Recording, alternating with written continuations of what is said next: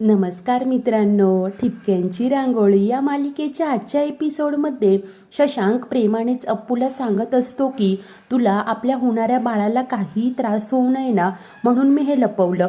तेव्हा अप्पू म्हणते की खडूस, अरे जर का मी आधीची अप्पू असते ना, तर एक वेळ स्वतःला त्रास करून घेतला असताही, परंतु आत्ता यावेळी मला माझ्या बाळापेक्षा जास्त महत्त्वाचं काहीही नाही आणि त्या नेत्राताईमुळे तर मी आपल्या बाळाला अजिबात त्रास होऊ देणार नाही. त्याच आता शशांक खुश होत लाडानेच तिचे गाल खेचत थँक्यू म्हणतो.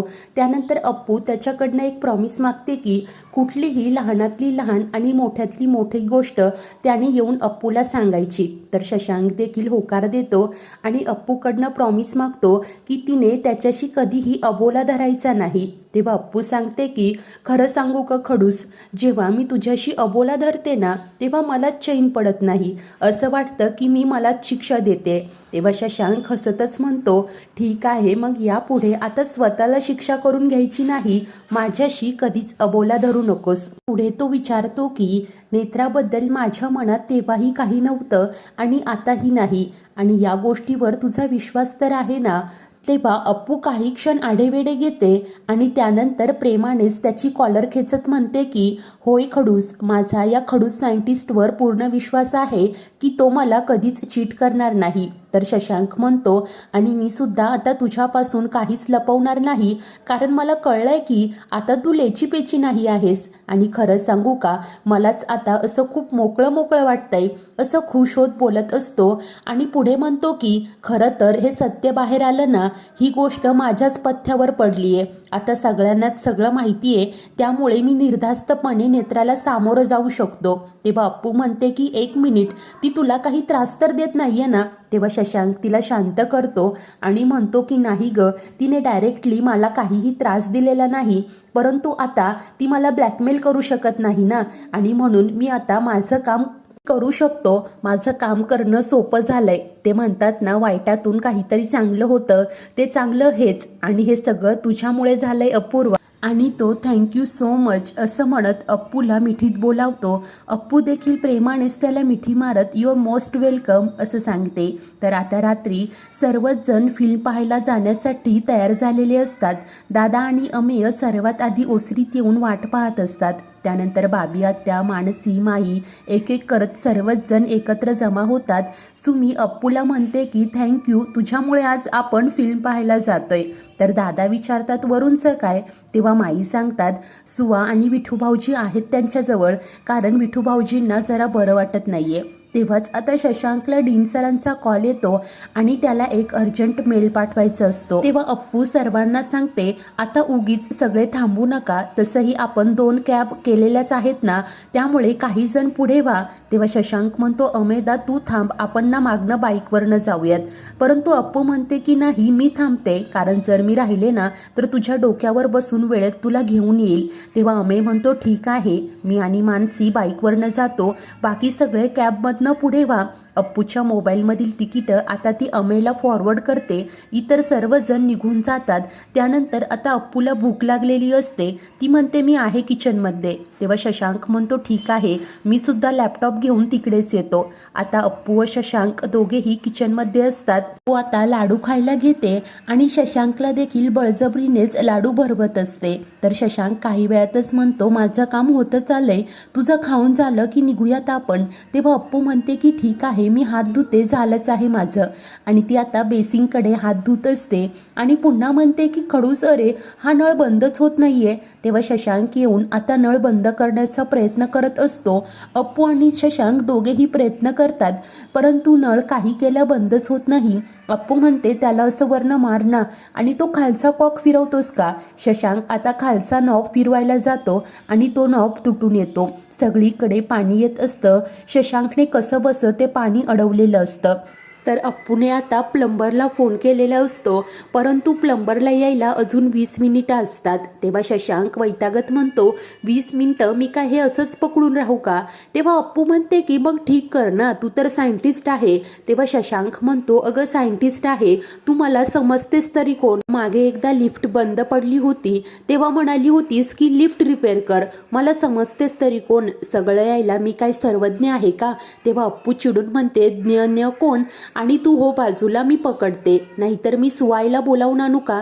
तेव्हा शशांक म्हणतो नको, इथे सगळं ओलं आहे, उगीच घसरशील आणि आईला असू देत बाबांजवळ, आणि इथे तू जास्त फोर्स लावू नकोस.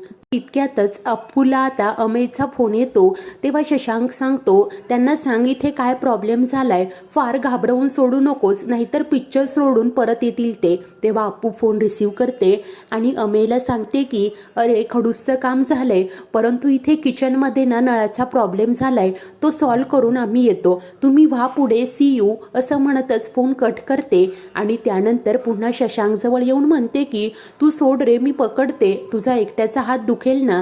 आणि अप्पू आता नळ धरत असते. तेव्हा शशांक म्हणतो की नको अगं, हो बाजूला, भिजशील तू. अप्पू मात्र खोडकरपणे त्याच्या अंगावर पाणी उडवते. शशांक म्हणतो हे काय केलंस तू, मुद्दाम करतेस ना, आणि मी जर का इथनं हात काढला ना तर सगळी भिजशील तू. तेव्हा अप्पू म्हणते की मी कुठे मुद्दाम करतेय. शशांक देखील आता तिला ओलं करत असतो, परंतु अप्पू तिथून बाजूला जाते आणि त्यानंतर ती आता ओट्यावर बसते. शशांक प्रेमानेच तिच्या जवळ जातो आणि तिच्या चेहऱ्यावर पाणी उडवत असतो. अप्पू मात्र लाजत असते. दोघेही खूपच रोमॅन्टिक झालेले असतात. त्यानंतर शशांक आता प्रेमानेच अप्पूला किस करायला जातो आणि तितक्यात तो प्लंबर येऊन हात जोडतच हरी विठ्ठल असं म्हणतो. त्याला पाहताच दोघेही पटकन बाजूला होतात. तर तो प्लंबर येऊन हरी विठ्ठल असं म्हणतो. तेव्हा शशांक आणि अप्पू आता खाली येतात आणि लगेच शशांक सांगत असतो की हे बघा, हे पाणी बंदच होत नाहीये. त्याने पुन्हा एकदा तो नळ बंद केलेला असतो.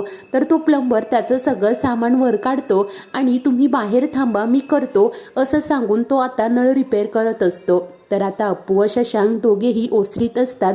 दोघेही टॉवेलने स्वतःचे केस कोरडे करतात आणि त्यानंतर अप्पू म्हणते की बघ ना, आपले कपडे सुद्धा ओले झाले आहेत, जाऊ देत, नको जायला आपण पिक्चरला. तेव्हा शशांक म्हणतो पण तुला चालेल ना, कारण तुझी इच्छा होती ना सगळ्यांना घेऊन पिक्चरला जायचं ते. अप्पू म्हणते पण घरात इतकं सगळं झालेले असताना आपण कसं जाऊ शकतो ना, तू थांबतोस का इथे, मी जरा ड्रेस चेंज करून येते असं म्हणत ती आता उठायला जाते. परंतु तिचा ड्रेस बाकड्याच्या खिळ्यात अडकतो. तेव्हा शशांक म्हणतो थांब तू, मी काढतो, आणि तो आता अप्पूचा अडकलेला ड्रेस सोडवत असतो. दोघेही पुन्हा एकदा जवळच असतात आणि तितक्यात प्लंबर बाहेर येऊन हात जोडत हरी विठ्ठल असं म्हणतो. तेव्हा शशांक म्हणतो हरी विठ्ठल काय, तिचा ड्रेस अडकला होता तो सोडवत होतो मी. तो प्लंबर म्हणतो की काही नाही, वय आहे. त्यानंतर तो सांगतो की सगळ्या बिल्डिंगची पाईपलाईन ना जुनी झाली आहे, पाणी लीक होऊन स्लॅबमध्ये जातंय आणि त्यामुळे कलर पण सुटतोय बघा. आता मी तात्पुरती सोय केली आहे, परंतु लागोलाग काम केलं नाही ना तर लिकेज भिंतीत पण शिरेल बघा. ते ऐकून अप्पू डोक्याला हात लावत म्हणते की दादा काकाचं काय. तर तो प्लंबर आता पैसे घेऊन हरी विठ्ठल असं म्हणतच निघून जातो. तर शशांक म्हणतो तू मेसेज कर की आपल्याला यायला जमणार नाही, मी किचनमधलं पाणी क्लीन करतो, तू जा ड्रेस चेंज कर. आता काहीच वेळानंतर सर्वजण घरी आलेले असतात.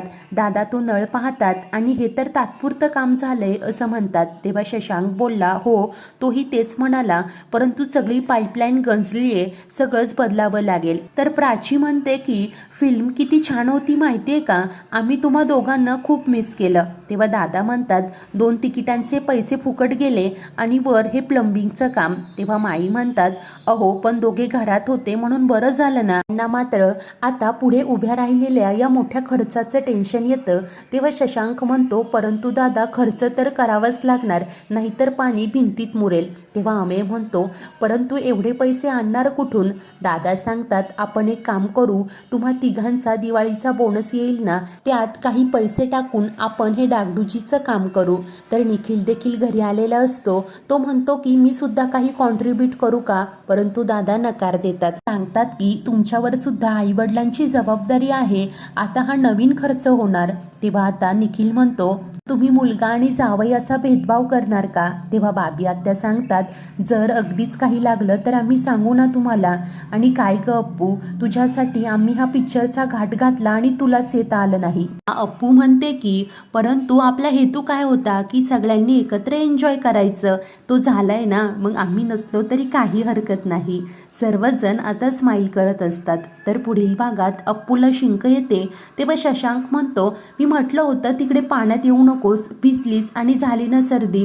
अप्पू म्हणते की अरे नाही रे, माझ्या डोक्यात काहीतरी पडलं आणि शिंक आली. तेव्हा शशांक म्हणतो आता काहीही कारणं सांगशील का गं, थांब मी पाणी गरम करून आणतो. तो उठतो आणि तितक्यात त्याच्या डोक्यावर देखील आता भिंतीचा स्लॅब पडतो. अशाच नवीन भागांच्या अपडेट्ससाठी आपल्या चॅनेलला नक्की सबस्क्राईब करा.